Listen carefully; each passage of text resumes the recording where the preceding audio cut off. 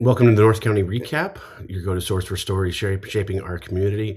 I'm Steve Petersky, publisher of North County Pipeline, and every week I dive into the headlines I've covered and more. So this week, let's get started.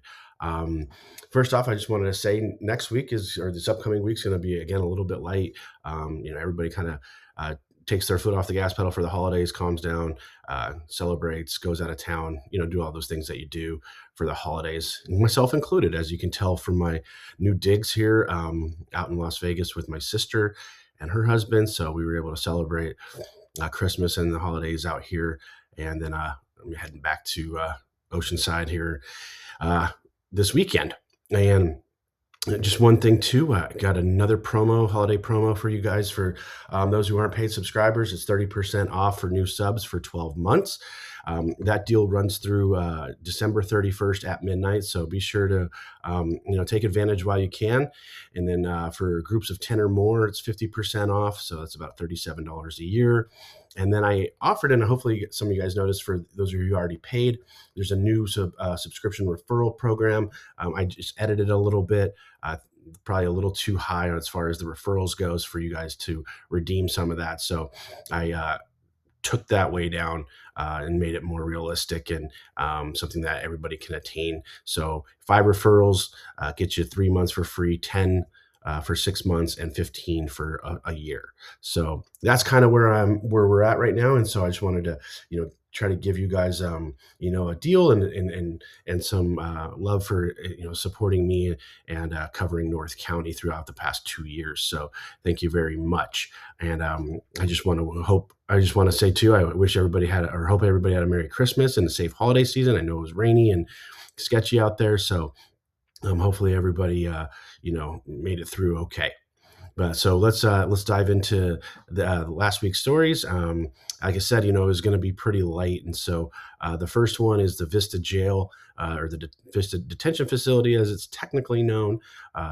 Sheriff Kelly Martinez on December 9th made a presentation to the Board of Supervisors outlining a 12-year plan to renovate and basically build a whole new, and it's not just the jail, but a lot of facilities within that complex. So if you've ever been to the courthouse there, so when you pull in off of Melrose, it's back and to the right. So that northwest corner, that's where the jail is, a fueling station is, and all other kinds of infrastructure that they need. And so the facility was built in 1978. Much needed upgrades, a lot of lacking security and outdated security protocols and measures and software and systems. So they need something that's more future forward looking. And so Martinez had presented about that the cost would be about $950 million, so about $1 billion, and to replace all that. So adding about 600 new beds to the jail, but that also includes mental health beds, better medical facilities. The jail system got blasted in an state audit report a couple years ago for the number of jails deaths throughout the whole system. Really, it's one of the worst in the country, and so that's been a priority for the sheriff's department to get some of those things under control a little bit better, and have a more safer environment and access to medical care for the inmates there, or those who are awaiting the hearings or trials or what have you. So that's kind of, so that's on the docket for them, and we'll see how it goes. It'll take a couple years for all that to start. It's a phased in project. So probably one part of the jail and then another part of the jail and fuel stations and stuff like that. And so all in all, 12 years. They wouldn't start construction till fiscal year 28, 29. So still a couple years out. Have to figure out funding sources and where the county can get that. The county is, of course, stretched thin as it is, to say the least. It's a budget deficit last year, staring down another this year, looks like. And then also the state's budget is not going to help either, with $18 billion deficit coming up, and then a projected $35 billion for the following year at least. So state funds may not be there. Maybe maybe federal funds might be able to push that through with the Trump administration being so pro building jails and things of that nature. So that might be a way to get some revenue and not have to raise taxes or things like that. She did float the idea of a potential jail bond measure out there. So we'll see how how they could position for that, or if they could get enough support. So if the Board of Supervisors puts that forward, it would likely be a 2/3 vote versus a simple majority. But if a special interest coalition formed, like we saw with the Sandag half-cent sales tax last year that failed, then you'd only be a simple majority. So there could be some workarounds as far as that goes. But as of right now, yeah, whole new facility, outdated, almost 50 years old. So the sheriff's department is looking to really do that, and sounded like to kind of some major changes and upgrades and things of that nature across the jails around the county. So it's just not Vista that's going to be undergoing a facelift. So but that was the big one in kind of North County centric. So just something to keep an eye out as the months and years go on. So I'll keep following that one for you guys as well. So that's kind of that in a nutshell. And then for Friday's story, I just wanted to give you a quick update because I've talked about it. I've reported on it, that there was a hearing for American Airlines and in San Diego County in their lawsuit with Citizens for a Friendly Airport. So December 19th, last Friday, nothing happened. So what really happened is there was supposed to be a hearing to hear a motion to strike that was submitted by the county and American Airlines. So basically kind of like saying, okay, yeah, this is, asking the judge to basically say this case is done. But since Citizens for a Friendly Airport filed an amended complaint, there was nothing, I guess, major in that from what their attorney, Corey Briggs, had told me, but it canceled out that motion to strike. And so what Friday's hearing was just a case management conference to schedule another case management conference, which will then schedule another hearing. So it's a hearings to schedule hearings to schedule hearings. And that's how the legal system works, really. So and that is slated for April 17th, and likely a potential trial could be, unless a resolution is found. I don't see a resolution from either side, really. So I think we're kind of headed to that trial, and whether it's a jury or a bench trial it's still to be determined. So that's just kind of the update there. It's, everything else as far as the argument and the complaint from Citizens for a Friendly Airport is still intact, and the city of Carlsbad being an intervener as well, and kind of their position. And of course, American Airlines and the county are, they're dug in, and this is, hey, we're operating, we're servicing the airport with commercial service. The residents want it.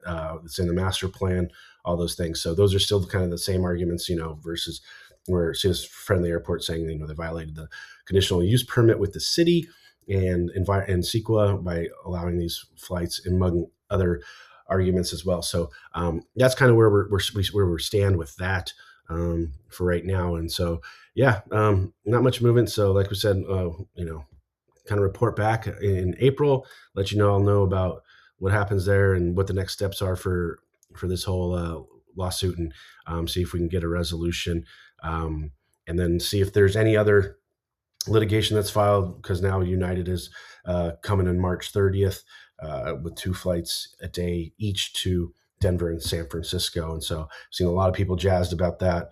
And so we'll see kind of if there's, if Citizens decides to file a complaint like they said they would, or a lawsuit challenging that service as well. But yeah, so that's kind of all the real kind of ruckus this week. Also, I just wanted to share too that hopefully you enjoyed the sponsored post on Saturday from A Step Beyond, the Escondido nonprofit. It's a really cool nonprofit out there, and they commit 10 years to elementary students through a variety of programs that they have through dance and academic support and family services. So be sure to do that. And if you're looking for, a last minute year-end donation, that'd obviously be a good organization to support. They've had some really big successes over the last 5-10 years with their kids. and really kind of helping prevent, dropout of high school and things of that nature, and making sure that they graduate high school and can get into their career or a career or whatever the next path is for them.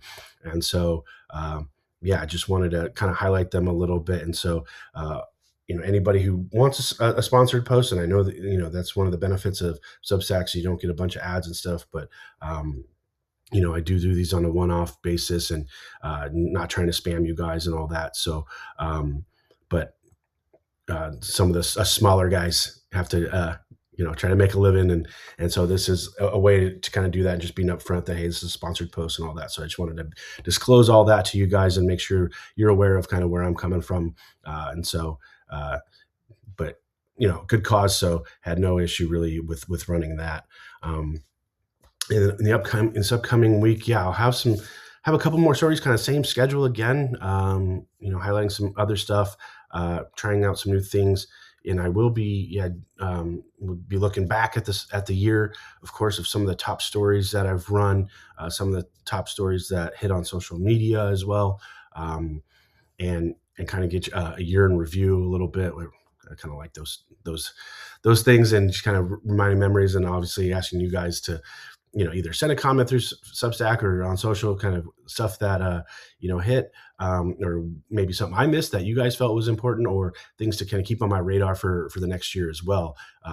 So that's kind of, where we're at next week. And so, still, and then after that, we'll be ramping up with some other stuff, getting back into it, and looking forward to 2026. So yeah, feel free to, drop me a note, and kind of, or on the social posts, and seeing what you think may end up happening, transpire in 2026 on some of the things I've covered, or things that, may be coming up. So would appreciate that. And but yeah, I'm just gonna end it there and say that, that's it for this week's North County recap. Thanks for tuning in, staying connected with what's happening in North County.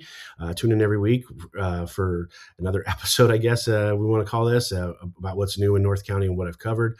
Also, be sure to take advantage of my New Year's discount. It runs through December 31st, midnight, or 11:59 p.m. So right before New Year's.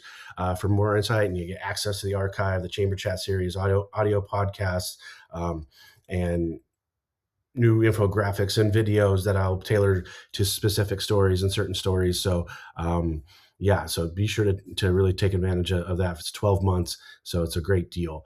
And please share North County Pipeline with your friends and family, and thanks for watching.